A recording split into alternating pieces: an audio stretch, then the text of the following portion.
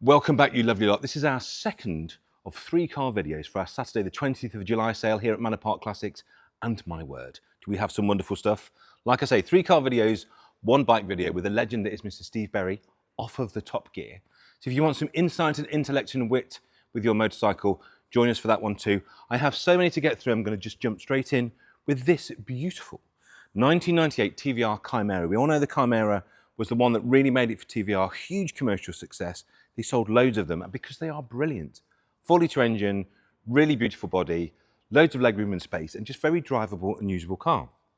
Now, the things you have to watch out for these, generally after a time they need a repaint, generally after a time they need a retrim, and the chassis legs all need doing on these. Now, this car has had all of that and more.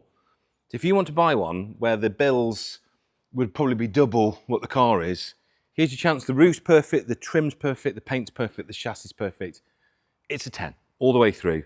So have a look at the bills, pull it, and if you want to come have a look at the car as well. The car's estimated at 17 to 19,000, has only done 41,000 miles. It's exceptional. 6,000 cars built, it's had body off, outriggers done, all suspension polybushed. John Reed of the TVR race team has done the diff. Engine's completely stripped and rebuilt. ECU's been reset to TVR settings. Wheelwood calipers, it's just, it goes on and on and on. We could do a whole video on this car. It would probably cost you 30-odd thousand pounds at least to do all of that work to that standard, and the paint is beautiful, as TVR should have great paint.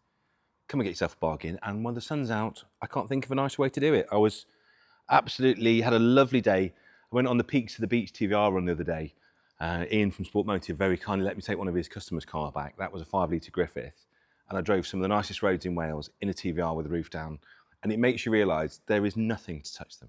Nothing for the price. Looks as good, sounds as good, it gives you that joy, and it's a British sports car. When we were at the top of our game, now's the chance for you to get one. That's lovely. I would own that. Also, cars I would own for completely different reasons. Look at this, 1984 Ford Escort Ghia, Ford Mark III. I love the Mark III styling, they're so crisp. The Ghia, of course, was the top luxury spec. Only the XR3i was more expensive, but look at this inside, look. You just do not see these anymore. Now, this is probably too exceptional because it's a Ghia to be at the festival of the unexceptional, but I'll take it anyway, and they'll still love you if you do. 3 former keepers, 86,000 miles, which we think is legit, and it's really, really nice. It's had new gearbox and clutch in 21. It's got the sunroof.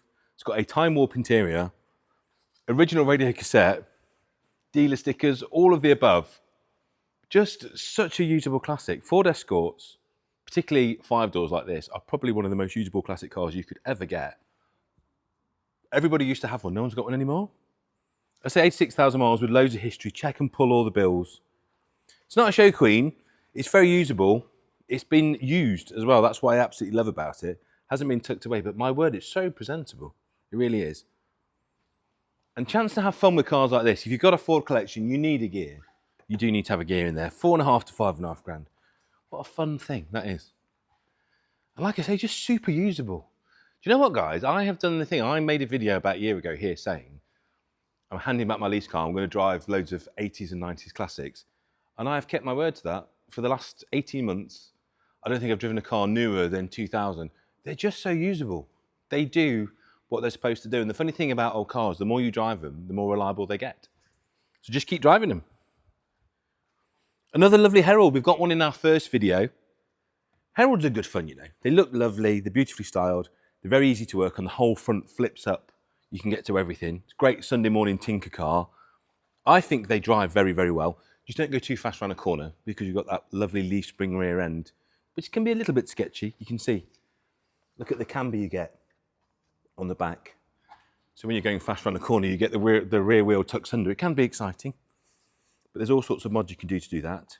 This one's got a vinyl roof, new battery, very lovely colour combination, which I like a lot. And some interior upgrades, including this fabulous wheel. Look at that.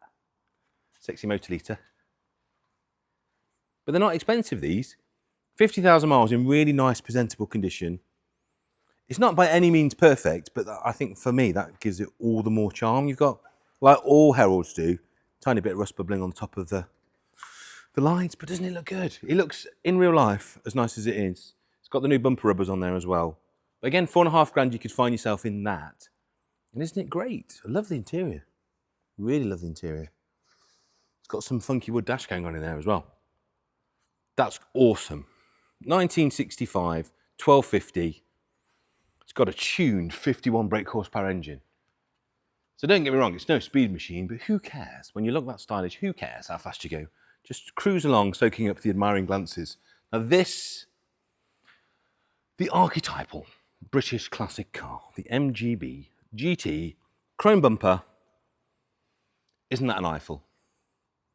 I will say this every time, guys, so I apologise for repeating myself. The MG B GT is the only classic car you'll ever need. And particularly the Roadster, because the roof comes down, it's a lot of fun. They look, I think, they totally overlook the MGBs because they're like belly buttons. Everyone's got one. But that doesn't mean they're not brilliant. The reason that everyone's got one is because they are brilliant. They sold loads in the day because they get so easy to live with, so easy to maintain, so much fun to drive, and so much legroom if you're tall. I fit in this so easily. They're a massive car inside. They just do everything brilliantly, and that's why there are so many left. The good news is, from your point of view, if you're trying to buy one, they're not expensive. Even nice ones like this are not a lot of money. Tons of paperwork, fresh MOT, even though it's now exempt, this car. You will get classic status on this car easily, if it's not already done so, but the owner has MOT'd it to make sure it's perfect for you. It's got a luggage rack on the back, and just a fantastic starter classic with a really good history, loads of invoices, receipts, older MOTs, older tax discs. And as I say, love it when a vendor MOTs an MOT exempt classic, tells you everything you need to know. Really nice car this, because it's very presentable, not perfect. You can see there's a few little bubbles and bits and pieces. There's things to do down the road, but you're not going to break the bank to buy it. You'll buy that for £5,000 to £6,000. You'll have summers and summers of fun out of it. And every Sunday, just spend a little time, just making it perfect. Interior needs nothing. Interior's been done. It's got the trimmed wheels, it's got a nice dashboard. Tiny, tiny bits of bodywork to do, but don't be in a rush. Drive it all summer, tidy it up in the winter. Have a load of fun. £5,000 to £6,000, that's yours, and my word, you'll have some fun. Right, 1990 Peugeot 205. GTI 1.9, the bigger engine, the torquier engine, the faster engine. How many superlatives have been said about the 205? It's won so many awards, so many classic car magazines always put this down as the hot hatch, the ultimate driver's car, and with good reason. Don't forget Tolman Engineering. Have a look at what Tolman are doing with the 205. You can go to Tolman Engineering, and for £100 and something thousand, they will rebuild you one of these into a 200 brake horsepower flying machine. And they are stunning, but they're also £100 and something thousand. For a lot less money, I can sell you this one, more like 10 to 12. And it isn't as nice as a Tolman, but do you know what? It's still an awful lot of fun. And this one's fabulous. Really nice paint, Futura grey, 3 former keepers, drives really well, factory sunroof, which is nice. All the book pack. Just a nice thing. This has got a lovely interior as well. You have to watch the bolsters on these. So it's just got a little bit of a repair that's been done there. I'll get that recoloured in. But the seats are in remarkable condition. The carpets are very nice. 136,000 miles this. You wouldn't know. You really would not know. Paint's very good. I would say it's been repainted, certainly. Pretty well, I have to say. I would like to own that. If you've never driven one of these, do yourself a favour, have a go in one, or buy one or own one. Get a good one, look after it, you won't lose any money. And the entertainment value, nobody really makes a car like this anymore because you can't. Because legislation has made you fit so many airbags and sensors and crash protection and pedestrian protection, we will never see the like of this car again. You cannot make a car this light and this powerful. It's just not possible. So buy one while you can. The entertainment factor alone will make it worthwhile. And if you had one back in the day and you're thinking, are they as good as I remember? Is it my rose-tinted spectacles making me want to buy another one? I drove one the other day, a standard 1.9. They're exactly as good as you remember. In fact, better. They make modern cars feel very heavy and slow. They really do. Or,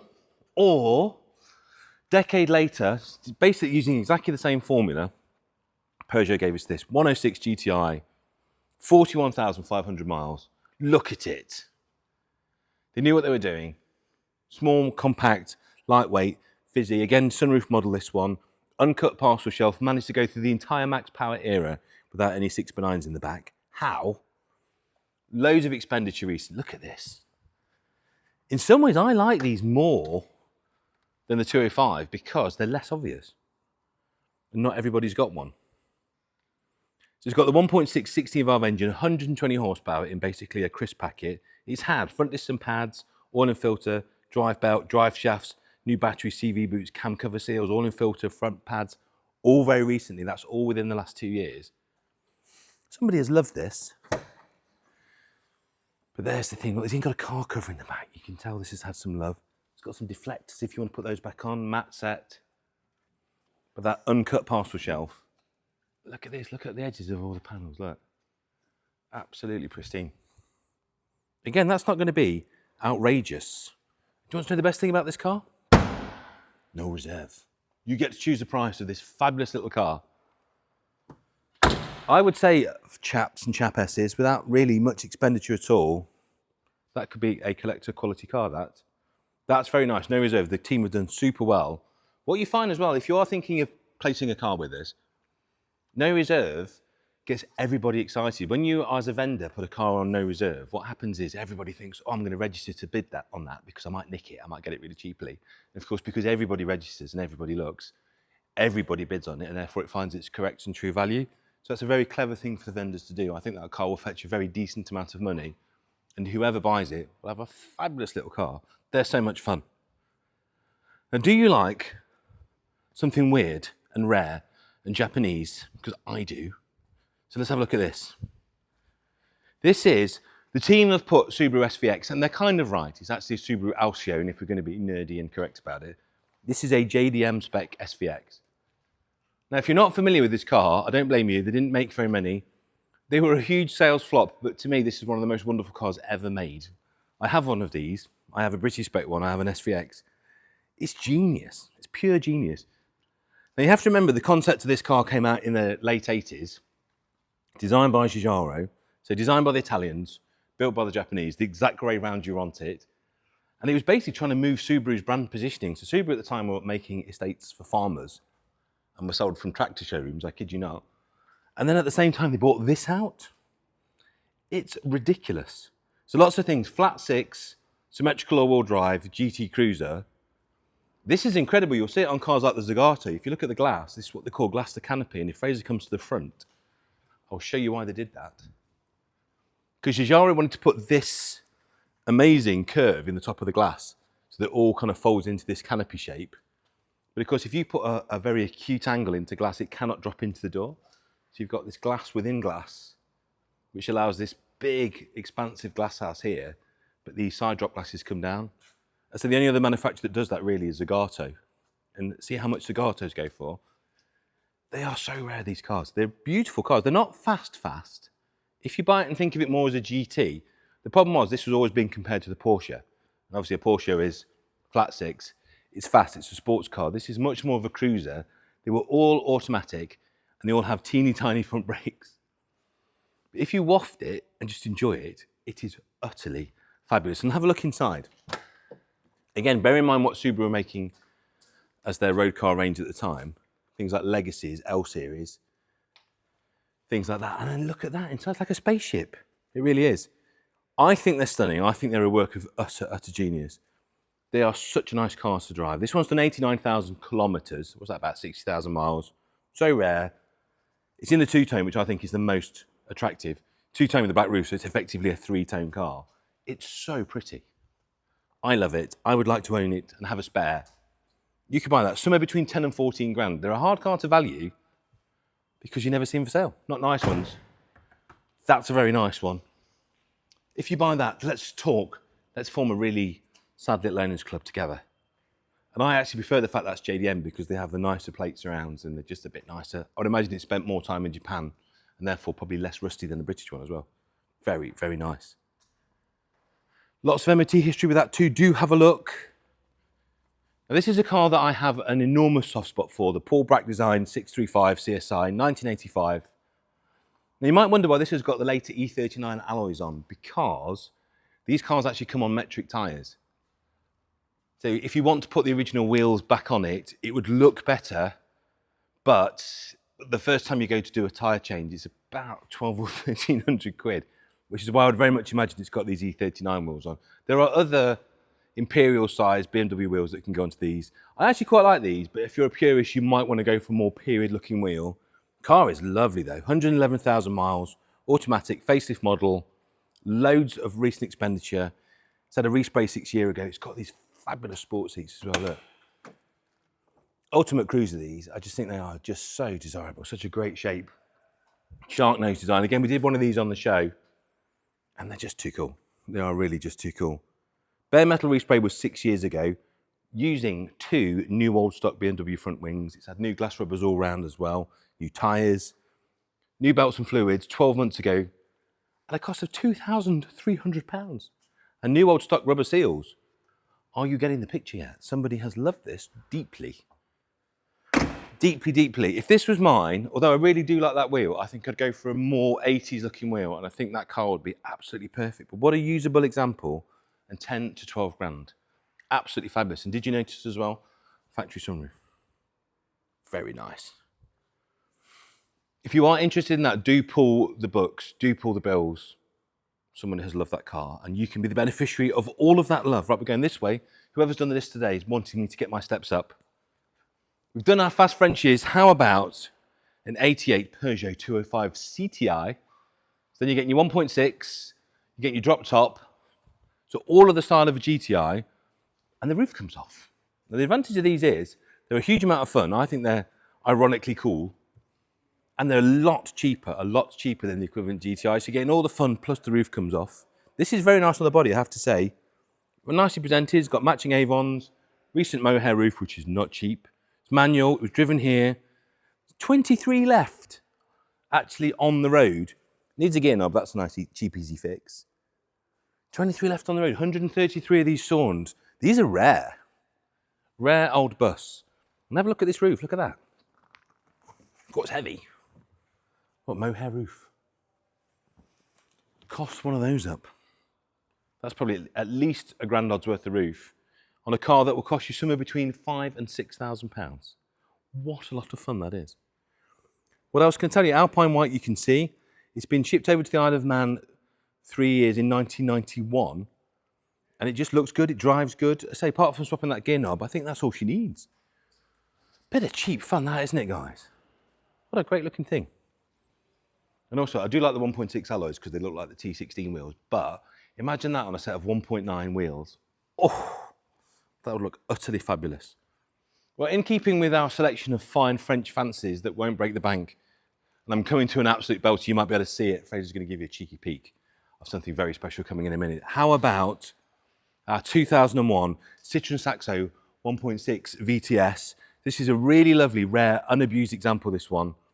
You would not see many of these for sale. They are such a rare car that hardly ever comes up very often. So we've got here, manual car, MOT till February 25, only 135 UK examples on the road, clean, unmolested.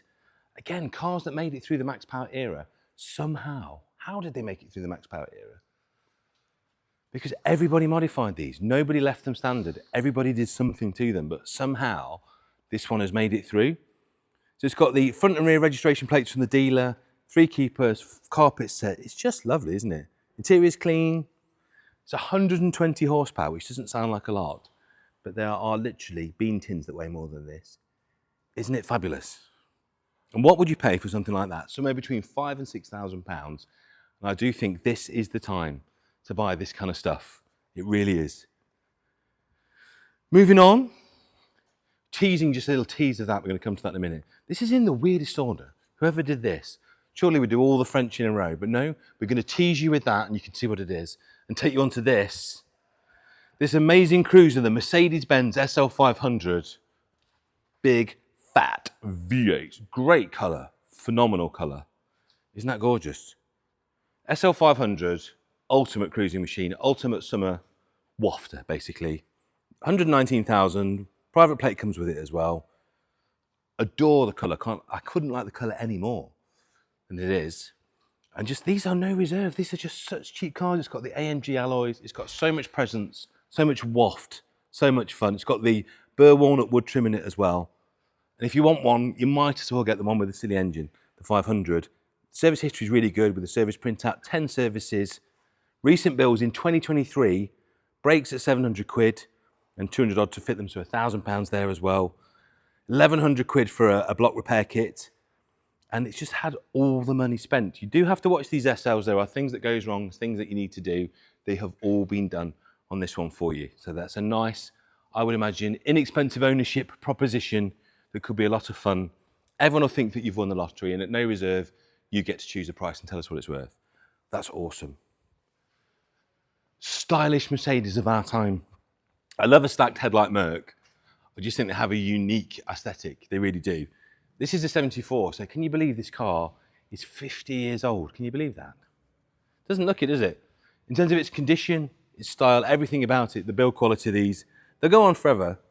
Why this is particularly special, it's a Japanese import. So it came over in 2015. So you've got there a car that spent most of its life in Japan. Why that's special is Japanese do not salt the roads. They use basically distilled mineral water, believe it or not, and that keeps all the ice off the roads. It means the underneath of Japanese import cars is unbelievable. So this one's showing 3,000. I'd imagine that is a reset, although it's incredible inside. The interiors of these old Mercs just last forever. Loads of restoration work done. Lovely original car. The interior had some money spent on restoring it back to factory original. Great service history. Some of it's in Japanese, some of it's in the UK here as well. But just a rare opportunity. They don't come up very often, these. And what would you spend on that? Somewhere between 12 and 14 grand. And I'm struggling to think of a car that's got more presence. A more unusual car cannot be had for double or triple that amount. I even like the colour. So there you go. Something different that no one else has got that you could really have some fun with. I would be quite tempted just to lower this a tiny, tiny bit. I think it would look rather nice. Right, I'm now going to treat you. I've been teasing you. I'm now going to show you the 309 GTI. Everybody raves about the 205 GTI because it is brilliant, let's be honest. A lot of the drivers, the flinty-eyed Tillermen and women, prefer the 309. You never find them for sale anymore. They're a slightly longer wheelbase. The thing about the 205 was it was famed for, if you lift off in the middle of a corner, it will rotate, which actually is quite desirable in a car because it allows the car to turn more quickly. These were slightly less scary on the limit. If you come out the throttle in these, because it's a longer wheelbase, it's a bit more stable. So some people prefer them. They were a very successful little race car, these as well, but you just don't find them. You don't find them for sale. So three-door model, which everybody wants. Someone has done some really quality mods. A very cool period mod that a lot of people did was put the MI16 engine out of the Peugeot 405. This one has that. So the bare metal respray. It's been with the current owner for 24 years. And it's got the lovely 15-inch speed lines on as well. It's just a cool thing. The engine, obviously, is not the purest choice. The purest is the standard engine, but the MI16 is a much, much better engine. Original interior in there as well. Driven here. MOT passed in April with no advisories. So a glass out resto on that one as well. What a lovely thing. Amazing. So if you want one, buy that one because you won't see another one. And if you do, it probably won't have an MI16 in it. It's the car they probably should have made, to be honest. So if you don't want French, if you prefer German, it is very hard to argue that this isn't a very pivotal car. So this is the 320.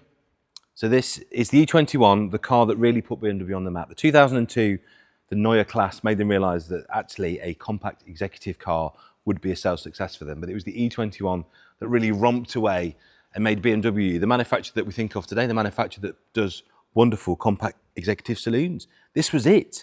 Now, this car is very, very special. Have a look. If you are thinking of buying this, it's the right one. It's the E21. It's the 6-cylinder, which is lovely. It's a manual. It's been in a barn a lot of its life. So there's gaps in the history where it's obviously been stored up, but it's also had lots of MOTs and lots of money spent. The interior is nice. We've driven it. Drives beautifully. And it's pretty much all original. So it's been with the previous owner for a long, long time. The 2002 MOT certificate only had 21,000 miles on. And since then, it's only done another 10,000 miles. Now we think, can't guarantee, but if you look around the car and if you look at the paperwork, that seems to fit. Please come and satisfy yourself. But if you look at the condition and the lack of dilapidation and all the places where this would go, it's had a very easy life, I think. So we drove it to Tatton Park and it drives absolutely spot on. It really does. And I think they're one of the nicest styling. You've got your Hofmeister kink, you've got all your trademark BMW bits, you've got a shark nose, which as we know, the most desirable. A hugely usable, desirable, everyday classic that all throughout the summer months you would want to drive. It's got these little seat pads on, which have obviously been protecting the seat, look. That's not covering up wear, that's been preventing wear. And again, if you look at the interior trim, it does look in good shape. So come and satisfy yourself as to the mileage. I think it's low. We can't guarantee the mileage that's on it, but everywhere you look, it's just screaming low mileage, underused car. Definitely a nice one to have. What you're going to pay for that, you are going to pay somewhere in the region of £11,000 to £13,000. I think you'll struggle to find one that needs less, and I think you'll struggle to find one that's had less in terms of body restoration and panel work, because they can go quite rusty. We did a very nice barn find one on the show, and it wasn't as nice as that to start with. I can tell you that for nothing. Right, this is fabulous. This is true waftiness. This is the epitome of old money. 1948 Bentley Mark VI Saloon, on the button and ready to go, in what I would describe as perfect usable condition. So not perfect concours condition, super presentable, lovely paintwork, but not perfect. You don't want a perfect car like this because you'd never use it. Chrome's nice but not perfect. You've got a tiny bit of patination and things like the top of that plate's around. The interior is lovely. I would imagine it's either original or restored an awfully long time ago. The woods, again, not perfect but beautifully presentable. In other words, to me, this is fabulous because you're not going to pay ridiculous amounts of money for it, but you are going to have a very usable, wonderful, drivable thing. It's got the sliding roof, which is great. It's got the red vanity mirrors and picnic tables in the back so that your passengers can have a wonderful experience. Michelin tyres. It's had a brake overhaul, bodywork repair and engine service last year to the tune of £2,200 and recommissioned in 2020 to the tune of £5,200. So my word, just fabulous. Again, without that, you will get film and vehicle work with that car. So if you're prolific and hardworking, that could be a self-financing purchase that you could get your money back in higher fees every year. There will not be a period drama that doesn't at some point for monarchy or politicians or aristocracy need a 40s Bentley to ferry them around in. Isn't it great? And you'll spend somewhere between 18 and 22 for that. Think what that buys you in a modern car. Nothing. And you could have that, and I just think it's lovely. Really lovely thing. Or maybe you prefer slightly lower down the badge order, but no less desirable and no less wonderful to drive is this. 1949 Ford V8 Pilot, this one. This is going to be a very inexpensive car for what it is. £6,000 to £7,000. It's a UK source right-hand drive example that's been with the current owner since 2015. Blue over cream, which I think is a really pretty colour combination. Matching white walls on it as well. It's been converted to 12 volt, which is a very nice thing to do. And if you look inside, the interior is fabulous. Look at this. So obviously happy people you can hear. People are coming on Wednesdays and having a look round. It's what it's all about. You can hear happy punters in the background. There you go, look at that, Fraser. But they only made 22,000 of these. And as I say, this is a UK source supplied car, a proper V8 Pilot, a lusty, thrusty saloon that will just keep pace with modern traffic. This will do 65, 70. And it's very happy at 50 to 60. So if you're looking for a car that will drive itself to a show in superb comfort, look at the amount of legroom in both the front and the back, even by modern standards, £6,000 to £7,000. I think you will struggle to get a car that's more fun for the money. And again, register that with a film and vehicles company. That could be a self-financing purchase that you can put through the books. And if you're also working with your vehicle, you can obviously expense all of those things against it as well. So all your servicing, upkeep, all of that is expensible. So moving on to this is back in the sale again. We will find this at home. This is a little wrestling mod, Morris Minor Traveller. So I love this. I love a Morris Minor anyway. This has been super tastefully modified. So 9,000 miles, manual, very smart and tidy. Just really nice little touches like the fog lights Frenched into the grille. That's nice. Very nice colour. Low owners from a private collection, this one as well. But it's had some bits tweaked. So it was bought by Chris Street of CS Auto Classics, an unleaded Wolseley A-Series engine. So Wolseley do some really nice upgrades. It's got a Ford 5-speed manual gearbox, marina back axle. It's got discs on the front. It's got telescopic dampers. Now, this was all done in the 90s. It's got Cobra bucket seats on the front as well. It's great, isn't it? It doesn't shout. It's got all the things. So it's a lot quicker than a standard car. It handles an awful lot better than a standard car. These seats I really dig. It's got the much wider Marina alloys on, the sport steering wheel. It's the right side of modified, isn't it? So much more comfortable, much quicker, much more usable in modern day traffic, but still has that beautiful classic aesthetic. That's a lot of fun. Will not be a lot of money, that. As I say, it's got an unleaded engine. It's got the lime flower colour. It's a well-known car. Morris Minor people know that car. You could own that for £8,000 to £9,000. And you could probably spank a few Mini Coopers in it and upset them, which could be a lot of fun. Another SLs, I think we do have the most number of SLs for sale at any one time in the UK. It's because we love them. And also Jim, who's our sales supremo here, does love an SL himself. That's why we get so many of them in. Now this is particularly nice because it's done 36,000 miles. 2004 car, so 20 years old, 350, which is a lovely compromise engine. Not the full fat 500, but then you don't get the fuel bills that go with it either. So these do half sensible MPG, these. 36,000 miles and 2 former keepers. And this is the panoramic roof, this one. So it's got the folding glass. It's gorgeous. 7 stamps in the service book, this one as well. Memory heated seats, book pack.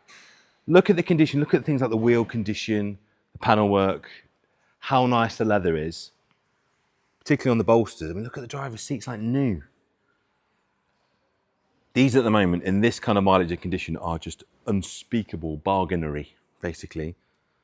£8,000 to £9,000 would put that on your driveway, plus your fees, of course. But what a way to travel. The thing about this period of SL styling, I think, is it's very timeless. In fact, the cars that Mercedes is designing now, I think, will date more quickly than this will. It's much more elegant, much more finely proportioned, particularly around the bonnet and headlights. I think, mark my words, this car in 20 years' time will look fresher than the current crop of Mercedes design. They're making them almost too much of a statement piece. These are going to age wonderfully. A private plate on that, no one will know how much it is, and certainly they won't think it's £9,000. That's for sure. Moving on to something unusual, huge, and thank goodness it hasn't been banger raised, because so many of these were. A Wolseley, £699. It's not the price, by the way, that's the model. 49,000 miles from new. Have a look in here. If you were a successful bank manager in the early 60s, you would have been asking for one of these for sure, or perhaps a government minister. 49,000 miles from you, that's all original interior. Matching hand coupes, it was driven 240 miles here, so if you are thinking, can I use this? Yes, you can. Lovely old style registration plates. We only think there's 29 of these left on the roads. It's had welding, overdrive, it's got the copy of the original logbook. I would say a great deal of this is very original paint. It's had some paint work. You can see where they feathered it in on the roof. But I think a good buff and a mop on this would make this car absolutely fabulous. And you just don't see them. Because this is when we were getting the best bits of American design and shrinking it down.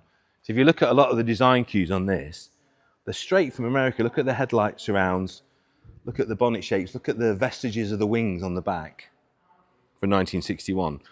They are wonderful. And I say, unfortunately, many of them, when they weren't worth a huge amount of money, got banger raced. This one has been a survivor, and I'm so glad it has.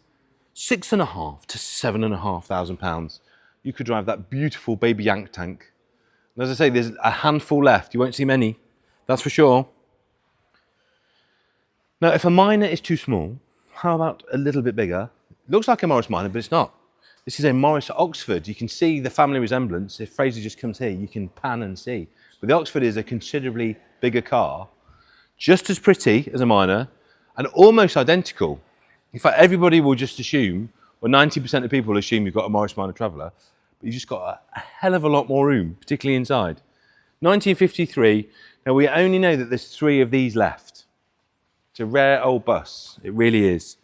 Original spec, they made 5,500, but there's just none of them left. Right-hand drive, this one, really nice provenance. It's been a former Jaguar Land Rover heritage car, believe it or not. And it was once owned by Keith Floyd. Do you remember Keith Floyd, the celebrity chef? He used to get drunk while he cooked. This was his.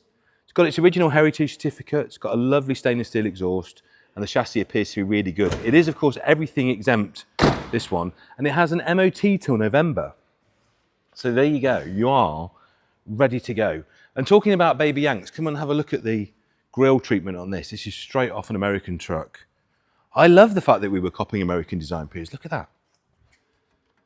It's like an old 50s American truck, isn't it fabulous? That's the easy way when you're looking at a Minor or an Oxford. That's a very easy way to tell them apart. The Oxford has a much more gratuitous grille treatment, and also if you look, you don't get the bonnet swage on these either. But isn't that a great looking thing? 1 of 3 left, celebrity ownership, and MOT ready to go. The wood's half decent. It's going to need a little bit of metalwork down the line, I would have said. There's a tiny bit of bubbling on the top of the door here, and you want to kind of catch that while it's nice and early. But such a rare thing, such an important part of the story. Get it, look after it, and with no reserve, you get to tell me how much it is. Moving on, another 500 SL, big engine, 6,000 to 7,000 pounds. Great car. Here's a bargain for somebody. 95,000 miles. So slightly higher mileage means a slightly cheaper car. But for an engine like this, it's going to be very unstressed doing that kind of mileage. It's got the turbine style alloys, which is kind of the DTM look, which I really like. It's got P0s, drives really, really well. Some decent history with it as well. It's recently passed the MOT, so it's ready to go. Folding hard top, beautiful looking thing. And you will waft and you will have fun. And like I say, 6,000 to 7,000 pounds. What a lovely, lovely thing. I do like the 500s. I've been driving my XJ8 V8 today. I won't be getting any Christmas cards from Greta Thunberg anytime soon, but there is a real magic to driving V8 cars. And I think while we can, and while fuel's relatively sensible, I filled it with some 99 Ron E5 this morning for about 160 a litre. It's not cheap, is it? But it's not outrageous. Let's all buy V8s and let's all enjoy them while we can, because who knows what's around the corner. But while we can, we should and we must. Now, something very nice outside, you might be able to hear that. 1981 Mercedes SL. I adore these. I think the styling of these has aged so well. They scream 80s old money and they look good anyway. I don't care in what business you're in, where you ply your trade or where you want to go, whether that's Escort, Goodwood, Sainsbury's, doesn't matter. This car works. This car works anywhere. And it doesn't shout. That's what I like about it. It just exudes taste and old money, but it doesn't shout about it, which is always the appeal of an 80s SL. This has got factory air conditioning, factory sump guard, and factory hardtop. It's got all the things you'd want. It's going to be 18 to 20 grand because as nice as it looks on camera, it really is in real life. Paintwork's gorgeous. Interior is like brand new. Have a look at how that's worn in there. Let me give you some edited highlights. Subject to a £22,000 bodywork restoration in 2018. £22,000, guys. The car's going to be less than that. So you'll buy the car for less than the bodywork resto cost. It's been an ex-diplomatic car that was stationed in Kenya, which probably accounts for the lovely bodywork in the first place. It's manual, which is super rare. So it's got the hard top, it's got 17 inches in the book. It's just lovely. It's got the fire extinguisher, first aid kit, toolkit, spare wheel, all the things you want. And like I say, you will buy that car for less than the paintwork and bodywork cost. No questions. My favourite kind of car. Lovely colour combination as well. That is one. If you do want an SL, tuck that one away. Now, you might have noticed Ford have caused a bit of an outrage this last week or so because they've brought the Capri name back on a rather large electric SUV. And obviously everyone that remembers the Capri remembers a couple of things. One, it was a very svelte and sexy coupe. And secondly, it was quite sporty. And obviously the new Capri is none of those things. So maybe you want to relive the memory of the original Capri and what a wonderful thing that was. And here we have a 1971 3000D. So at the time, one of the quickest Capris available. This was a flying machine. This is the one that you wanted back in the day because this had the big V6. Now, it's a manual model, largely original, UK right-hand drive supply car. It's a range topper. The 3000E was the one. This is the one that your dad would have wanted in 71. He probably couldn't have afforded it. My dad certainly couldn't have. But there you go. Look at that. That is 70s dad's lust object personified. And this is what a Capri should look like. Leave a message in the comments if you agree. One of 50 examples left, 2 sets of keys, original handbook, all of that. It's not by any means perfect, guys, this. It needs a little bit of love. Paintwork is presentable, and you can make that paint better. But again, I can't stress this enough. Usability. Have a car that you can have some fun with. I've done this before. I've had cars that are too neat, too tidy, too restored. I've never used them. Cars like this, which are presentable and fun, you will use, you'll enjoy, you'll take out and have some fun with. And as you drive it and as you own it, you can make it better, you can add value. But in the meantime, it's accessible. A lot to be said for that. So yeah, spend a little bit of time sorting it out and loving it. Needs a cosmetic tidy up. The green seats are fabulous. It's been sat for a while and it will need a recommission. But whatever you think of Ford's decision to bring the Capri name back, it's done one thing, and that one thing is to make everybody focus on how good the old Capri was. And I think that will only do one thing, and that is to gently push prices upwards. when people remember, actually, this was our Mustang.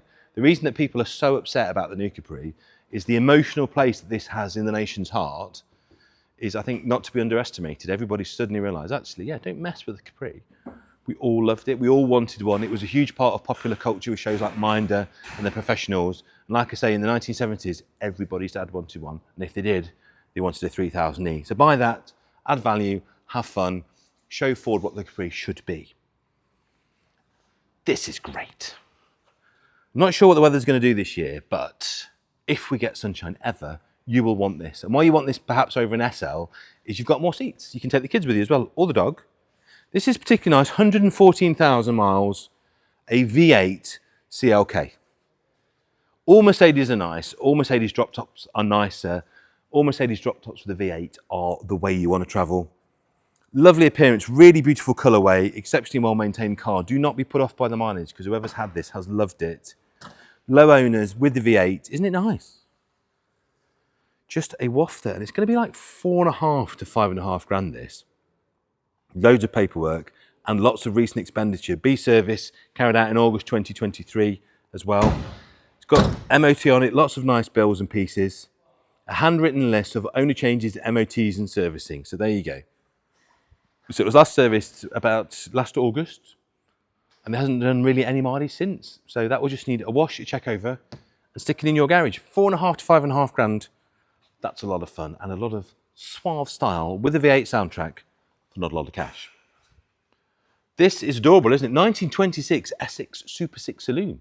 Not something I have a huge amount of knowledge on or experience of, other than the fact it's great. Look at this. Suicide doors on the front, tons of legroom, big cars inside, great colour. This is a 62,000 mile, 6-cylinder, 3-speed manual. It's great. I just really am finding a love for this period of car now that I don't know a great deal about. This is where I wish Fuzz was with me, or George. He'd let me know what this was all about.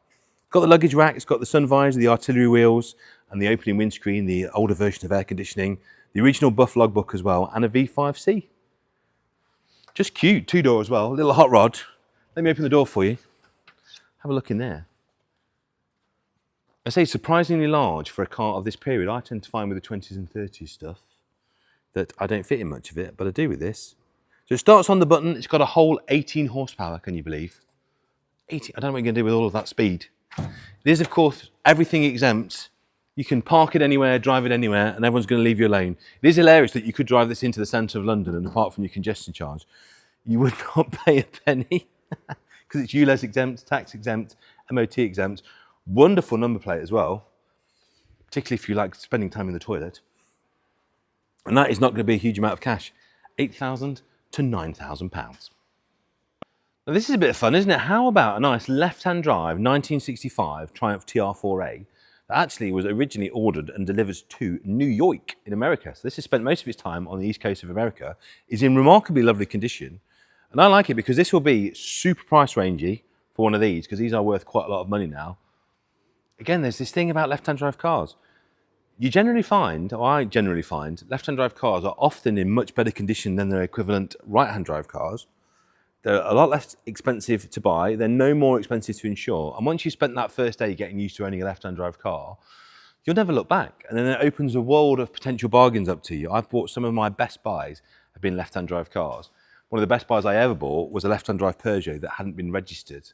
People just get scared of stuff like that, where actually left-hand drive is easy to live with, and registering a foreign imported car, if you have your Nova paperwork, is actually incredibly easy. This one is wonderful, great story with it, lots of bills, lots of stories with it. As I say, 1965, it's got the heritage certificate for the car, that it was built in and shipped to New York. And it's just had a lot of little bits over a long period of time that's just kept it nice and usable. So again, really tidy, really presentable, beautiful interior, ready to go. The team has noticed, because we try and drive every car that we can, don't forget, and they have noticed that occasionally it will jump out of first gear, this car. So it might need a gearbox refurb. Maybe it's got a tooth off or a bearing that just needs a little bit of love. But obviously, as soon as you're out of first into second, it's not a problem. So the short-term fix for that is hold it into first. The long-term fix is budget a little bit for a gearbox rebuild, and then you'll have a lovely car. And for £8,000 to £9,000 is our estimate to buy and own this car. You have got money in it to make it perfect, you really have. This would certainly benefit a little bit of a mop and a correct and that paint will come up beautifully. Get that gearbox done. You'll have a smasher. You can easily spend 20, 25 on these. So buy that for 10 with your fees. Spend £1 or so on it. You've got a bargain. Absolute bargain. Right. The Bentley Continental GT. We are here in Crewe, or near Crewe, in Cheshire, the home of Bentley. These are not to be underestimated. Where these sit in the canon of Bentley history and what they did for the company and how they changed the brand and saved the brand, you could argue, the Continental is huge. Completely turned the company's fortunes around, made it a more mainstream, successful manufacturer, and this is the car that did it. For that reason, I always think these will have a place in any car collector's car. They're also a very usable classic, that's the thing. You can drive this car every single day, as so many people did and do. And this one, to me, is sitting in that perfect point of condition, age, history, price, and mileage. So it's 2005, so it's coming up for 20 years old. It's done 89,000 miles with a great service history, recent service and suspension work, which you always want to check on these. And it's a lovely spec. It's got those Mulliner split rim wheels, which I adore as well, and a beautiful colour combination. So metallic black with the black and cream interior. Isn't it beautiful? Now these always look like $1 million, these, but they're not. The other thing with these as well, if you find a good Bentley specialist, a lot of the service parts of this car cross over to some Volkswagen parts as well, because of course Volkswagen were very heavily involved in this. When I used to run my garage, we had a couple of customers with these, and we found all the crossover parts, which are a lot of, as I say, a lot of Volkswagen part numbers do cross to these, and you can save a lot of money servicing them. You really can. So they don't need to break the bank. 14 to 16 grand would buy it. So you buy it for under 20 grand. It's got the 19-inch Mulliners on there as well. It's had ceramic coating in 2021. It's had new struts, new sensors. It's had new batteries. It's had, fairly recently, last year, 2.5 grand spent just keeping it up. So this is not a car that's been run on a shoestring. This is a car that's enjoyed a careful owner, a conscientious owner, and somebody that's spent the money to keep it in the manner to which you should keep a Bentley. But do not be scared by Continental. Find a good specialist, allocate yourself a sensible amount of money, get yourself a nice limited mileage classic car insurance on that. It doesn't need to be an expensive car to own. What it will be is a joy, particularly when you're going on a long journey. It really will. Here's a car I know a lot of you are going to bid on. Had a lot of interest in this car. 1987 BMW 320 manual E30 two-door, completely unmessed with. So hard to find now. Early E30 that we know everything about. There you go. Same family from new, 47,000 miles. It's clean, it's so clean. Been with the current owner for the last 28 years, 12 stamps in the book. It's got a factory roof. It's had a recent recommissioning, including a new cam belt at the BMW dealership. It's still got all of its original dealer bits on. It's even got, look, have a look there, Fraser. It's even got its little stickers on the door, look. You just don't find them like this anymore. They've all either been modified, messed with, turned into something else. So hard to find a beautiful, unmolested, that needs nothing, standard car, even on its original trims. You're going to pay for the privilege. Let's not mess about. It's going to be 10 to 12 grand to buy this car, because straight ones in this condition are so hard to get. But isn't it beautiful? Makes you realise what a fantastic piece of design the E30 was. Do have a look at that. Do come in and have a look at the paperwork. Do pull all of the bells and bits and pieces. But as I say, because it's been with the same family for such a long time, there's a car that we really do have the provenance on.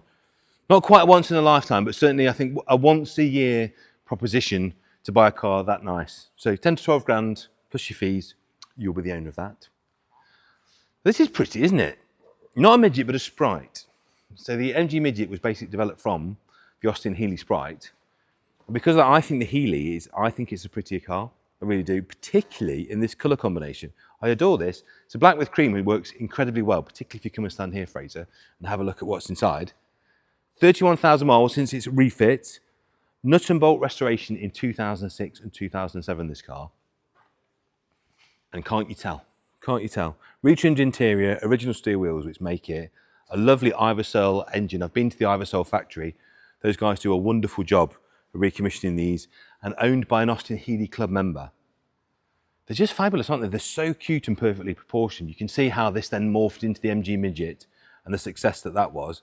But they had the formula right here, and being a 66, just looks great. But that interior to me is what makes this. It's the combination of the colours, the wood rim wheel, the wood rim gear knob. It looks fantastic. £8,000 to £9,000 to own that car. And again, look at the quality of the work. Look at things like the hood.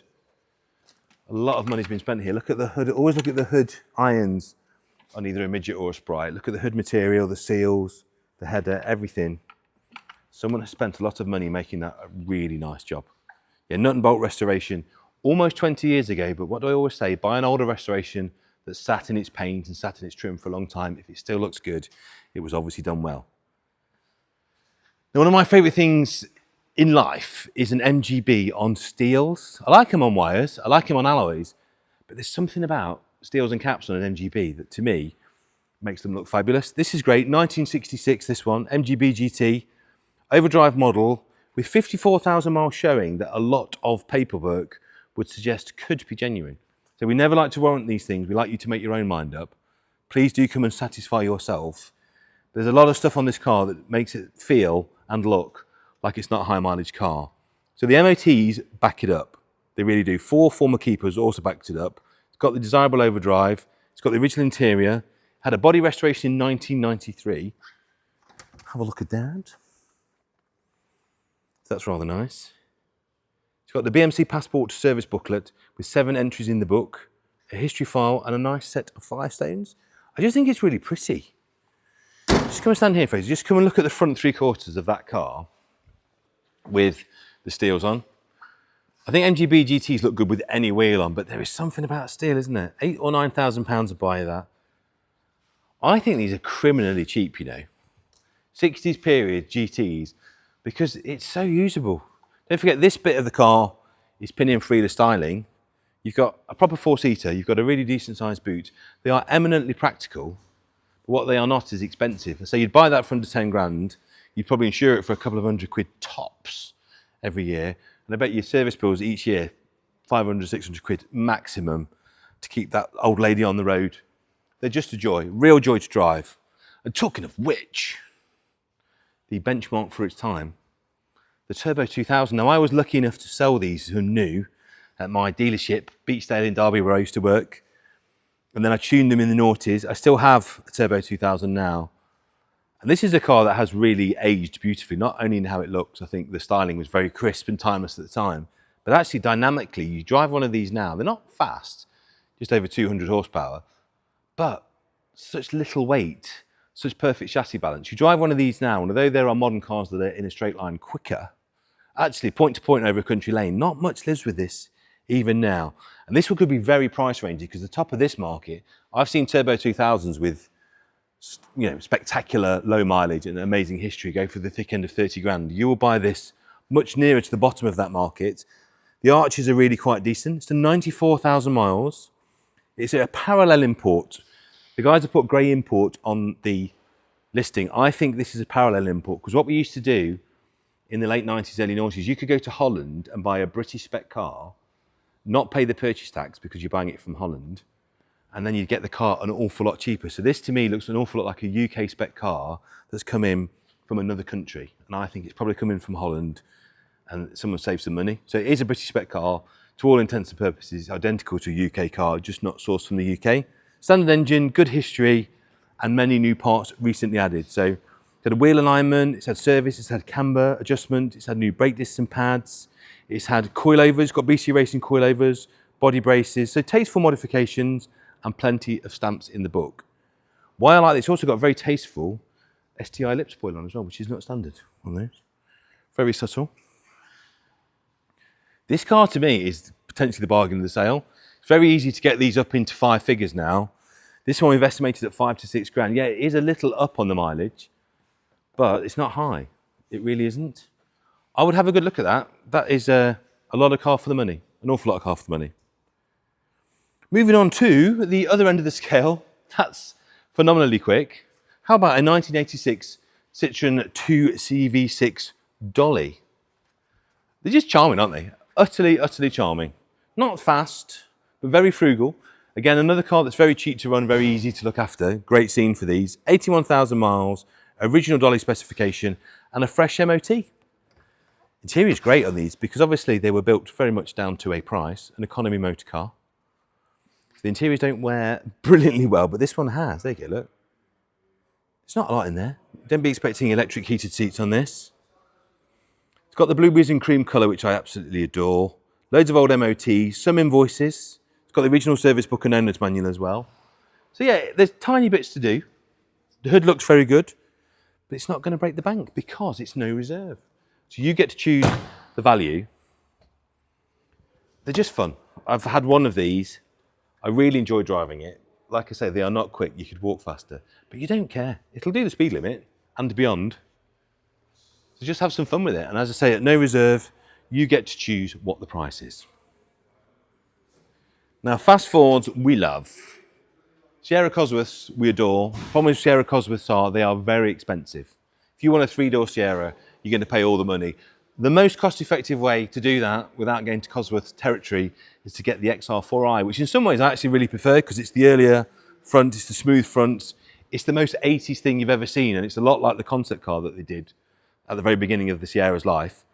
A bit of 80s Ford history, I'd agree with that. 37,000 miles on this, drives and presents beautifully, totally original and a really rare fast Ford. And the XR4i is starting now to get a decent figure, it really is. But look at the interior. First of all, have you ever seen anything more 80s? But also, have you ever seen anything wear that well? No holes there. It was supplied new in the 1980s and 1984. 9 stamps in the book as well. Just a rare car. You just don't see very many of them at all. A lot of them are quite knackered. A lot of them are quite higher mileage. This one seems to have been a survivor in almost every way. Now, 14 to 16, which shows the XR4i is starting to become a more expensive car now. And I think if you do want one, that's probably a great one to go for because it just doesn't need anything. And particularly the interior parts and the fabrics for the XR4i, because it's that printed matrix fabric, very, very hard to get reproduced or almost impossible. So you're looking for one with a great interior and great bodywork and low mileage. And there she is, 14 to 16 grand. Now, if you'd like an XR3i, the stereotypical fast Ford, everybody wanted this car. This was the one that everybody wanted in 1990. Just really nice, this one. This is £7,000 to £8,000, 66,000 miles, drives and presents beautifully in my favourite colour for these. Isn't it great? Just a really pretty car. We think it's original spec, this as well. Full dealer book pack in there as well.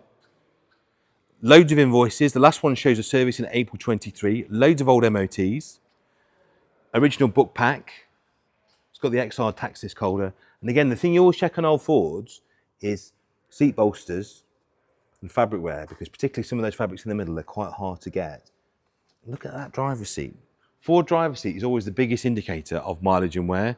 So this one's showing 66,000 miles. I would be highly inclined to believe that's correct.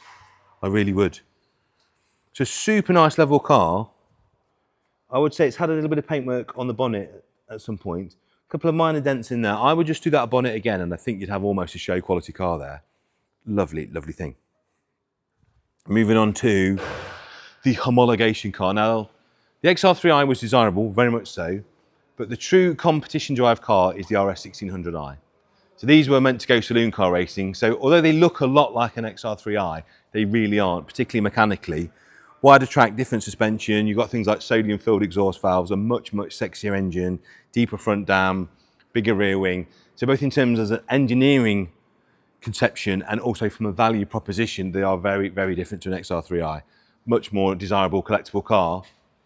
If you look, this is what I mean about Ford seats. This one has done 70,000 and you can see, if you look a little bit on the seats, they all do this, they get a tiny bit of bagginess, which again suggests to me that that mileage is absolutely genuine on this. But the nice thing is, if you look at how those seats have gone, any good trimmer, all they do is they tension all those seats. So the seats are perfect because the fabric's in great shape. That's a really easy fix. A good trimmer will just basically plump up the bolsters, retension the fabric, and that would look gorgeous. Fresh MOT, loads of history, the best colour for an RS 1600i. And if you aren't familiar with the model, Ford collectors will be. Ford collectors know why this is such a special car. It's got a factory roof as well. It is, I say, a jump above. You get the RS 7 spokes on there as well. Fabulous thing. Lots of paperwork with the car. It's going to be expensive because they are in this condition. 26 to 28,000 pounds. I say, get those seats retention. You'll have an absolute belter. You really will. Moving on, so many fast Fords. 1990, let me just check because we've got two. Let me just check I'm telling you it's the right one. Here we go, yeah, 1990 XR2i, £67,000 this one, 69,000 miles, original, unmodified, manual glass roof fitted as well from the factory, diamond white, which is the colour you've got to have a Ford in, electric windows, original interior. Again, just a beautiful example, really nice, attainable, affordable example of what is a brilliant car. Correct wheels, correct interior. Let's have a look at the interior. So again, just probably wants a couple of £100 at your local trimmer, just retensioning the fabric. They pop out of the trim there, look, they'll do that. And the car really justifies just spending a few quid on it because it's ever so nice. Now this one's interesting because it's been recorded on HPI's category C, so damaged but repairable. So again, it's always worth investigating those because Cat C, this car, when it was at the lowest point in its value, they would put a car on Cat C or Cat D for door locks and the door skin. So I don't know what that is, but please come and investigate for yourself what was recorded on that. It's obviously had some paintwork and some repair. The honest answer is I don't know. I'm sure we'll have it in the history, or please investigate for yourself. But that does make it very price rangey, which I don't dislike at all. Right, Fiesta Supersport, there she is. A bit like the RS, so you've got the Ford XR2i, which is the hot Fiesta. You've got the Ford XR3i, which is the hot Escort. The super hot Escort is the RS. The super hot, the super desirable Fiesta is the Supersport. So before the XR2i, this is what they created. This is how Ford realised they were going to sell a lot of cars by putting things like sexy wheels, arches, spoilers, jazzy fabrics into their standard cooking Fiesta hatchbacks. Now the Supersport, despite the name, isn't actually that fast, but it is incredibly desirable. It really is. Every collector wants one of these and they fetch sterling money. So have a look at that beautiful interior.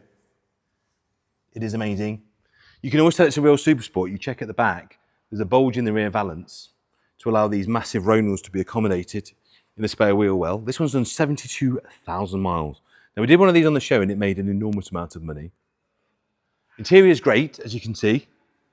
With this one, we'll need a little bit of expenditure going forward. The bodywork is good, but it's not perfect. And the nice thing about these cars is they are worth sticking a few quid into because you will get it back. Top of this market's about 30 grand now, believe it or not. You could buy this one, we think, for 17 to 19. And if you look, just a couple of very light blebs coming through on the bodywork, tiny bit on the bonnet, tiny bit on the wing top, tiny bit on the A-pillar. So a really good solid little car. You can just see it starting to go on the door top there. Nothing's outrageous, nothing's crazy. Everything's very savable. And I think if you did this car soon, and just tidy those bits up, you'd have a super little car. But the nice thing is you're not going to pay the premium and say this market is nearly 30 grand now. You'd buy this for in the teens probably and add value and have fun as you go. Best kind of car. Now here's a project. I don't need to tell you, this one is going to need some work. And that's what we try and do here at Manor Park. We try and give you stuff you can jump into tomorrow, call your insurer, jump in and drive away, and stuff that you can spend 6 months to 12 months in the workshop, adding value, having fun, and making the car of your dreams. This is very much that 1974 Escort Mexico certified AVO car. So you know, if you're into your Fords, what that means. The cars that were ratified by Ford as the Advanced Vehicle Operations car, the sexy stuff, the competition stuff, the homologation stuff. This is a ratified AVO car. So when it's finished, it will be worth a small fortune, we know that. 66,000 miles, it's an original Mexico, as I said, it's ratified by AVO. The restoration has been started and I can see we've got some very good bones here. This will become a very nice, very valuable car, but you can also see there's a lot to do, an awful lot to do. So let me tell you what is here. So much been carried out. It's a restoration project, so you can see what you've got. It comes with its interior, its dashboard, and some glass, but we think you're going to need to find some interior trim. So again, if you are bidding on this, either please get us to do a walk around video for you, or do come and have a good poke and prod yourself just to see what you've got. It's nearly all there, but you will need to get some interior trim parts. If you're into Mark 1 Escorts, you'll know the work, the effort, the money will be justified when you come to sell or cash out at the end. Because this car, in this condition, believe it or not, is worth about 20 or 22. When it's finished, an awful lot more than that. So it will be worthwhile. These are a bit like the CTI we had earlier, the Peugeot 205 CTR, the XR3, can't even say it, I'm too excited. The XR3 convertible have suddenly become Very groovy. People want to buy them. This is nice. 96,000 miles, 2 keepers, 10 stamps in the book, fully operational roof, and absolutely spanking paintwork. I think it's been painted at some point, but it's been done really, really well. It's one of those paint jobs where you have to look. Is it amazing original paint, or is it repainted? I think it's been repainted, but it's been done brilliantly. It's a Malfi blue with grey Recaros. Driven here, it's just clean. Really, really clean. Look at that. And this works in so many markets. Works as a fast forward because it is an XR3i. It's a brilliant summer car. All the scenes like Radwood, Players Classic, they really welcome cars like this. And despite the condition and despite the fact it's got a beautiful roof and many thousands of pounds worth of paintwork recently done, you'd buy that car for £7,000 to £8,000. Just clean, tidy, usable. And underneath all of that lovely party frock, it's just an Escort. So it's going to cost buttons to run, buttons to insure, starts on the button, everything works. Just the dream, just the dream. So we've got our little cat seat Fiesta here.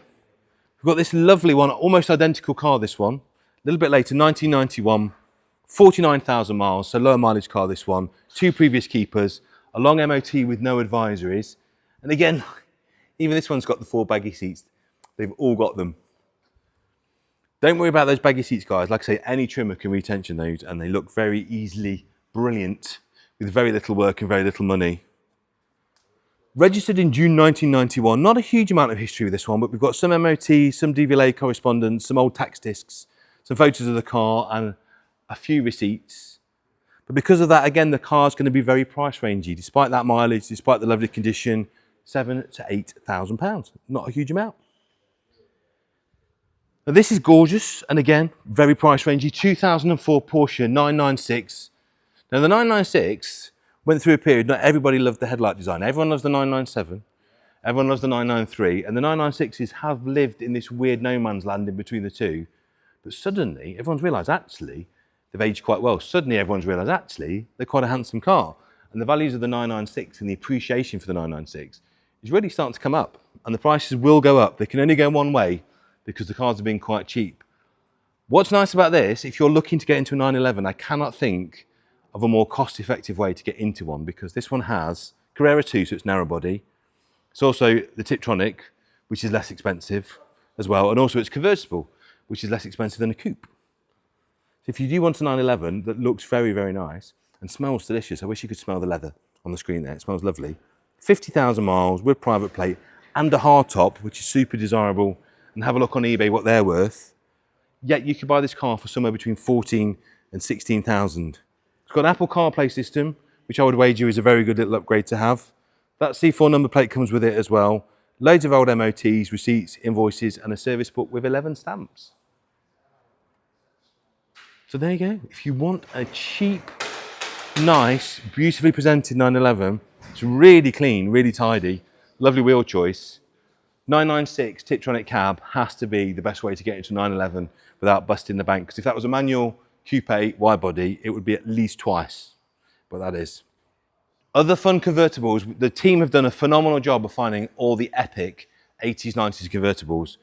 These are rare. Astra GTE convertible. So we've got, if you want, it's the battle of the mainstream brands. You've got your CTI over there, your XR3i, or do you rather have a GTE convertible with 2 keepers from new, the most amazing interior? You can look at this interior, it's brilliant. 55,000 miles, which we think is believable and credible just because there's so much to support it as well. There's 167 of these Bertone Astra GTs left, and it's a really collectible example, I think, this one. Very smart, very tidy, 17 stamps, loads of old MOTs as well, and a fresh MOT to top it all off. Just don't see them, do you? You do not see them. What we were saying about the XR3i in terms of the scenes where you would go, this would obviously be very welcome at any classic car show. You'll go down a Storm at a Vauxhall show, but all of this kind of new wave stuff, all of these events like Radwood, Players Classics, they love to see stuff like this because it's so of its time. And it's aged brilliantly, hasn't it? A lot of fun. And like the XR3i, like the CTI, you will pay a lot less for a GTE convertible than you will do for a GTE coupe, but it's no less fun. And don't forget, it was a model in period that you paid a premium for. You get these fabulous bonnet vents, you get the full GTE styling. I just think it's a remarkable thing. It's got its correct wheels on. Lot of fun. A lot of fun, not a lot of money though, 5 to 6 grand. You could be the next owner of that, and it's worth it for the seat fabric, I think. Other inexpensive, lovely cars, the genius that was the MGF. When you think about this car, for MG to come back with this, very clever. So you've got mid-engined, variable valve timing, K-series engine, very fast, superb handling. This is an amazing little car because it's only done 11,000 miles. If you want one, you don't want to spend loads of money restoring, doing it up, restoring leather, looking after paintwork. This is a car that needs nothing. Maybe a little bit of paint correction. There's the tiniest dimple dent I've just spotted in the boot, but one former keeper, original spec. It's got the factory hardtop. It's got hardtop brackets, mud flaps.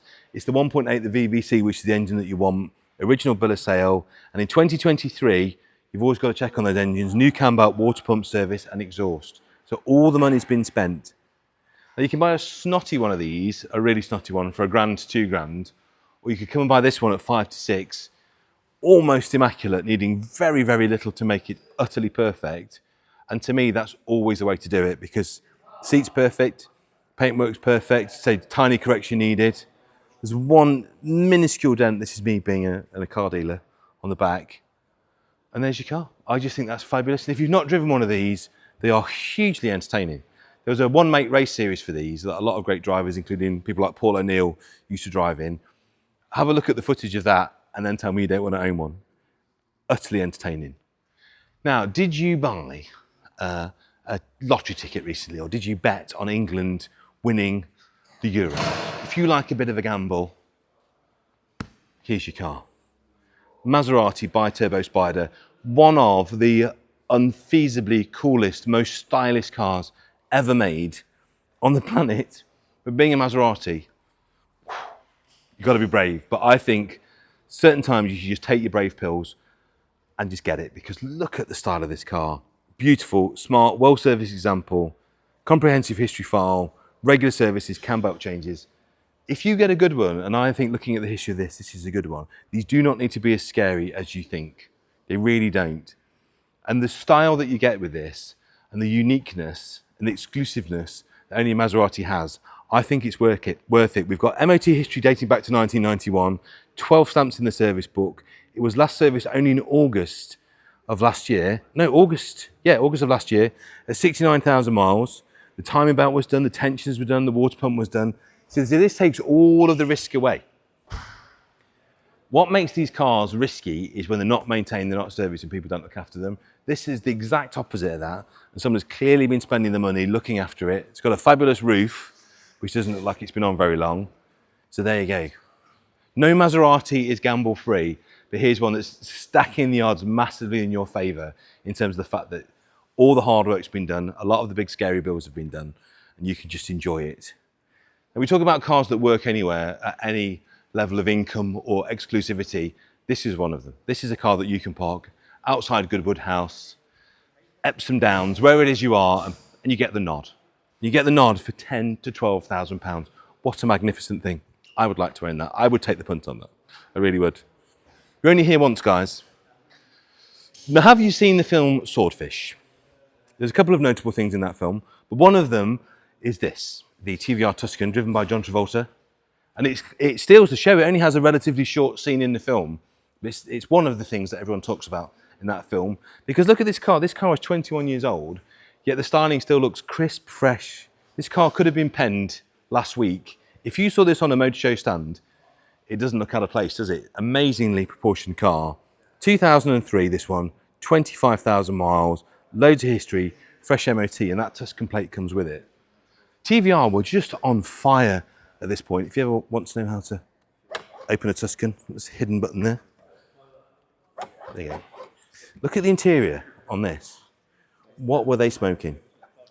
What I love about this and the Cerbera from this period is the interiors look like something from a sci-fi prop. It's like the car of the future made in real life. And can you believe we were making these here in the UK from a tiny little factory in Blackpool?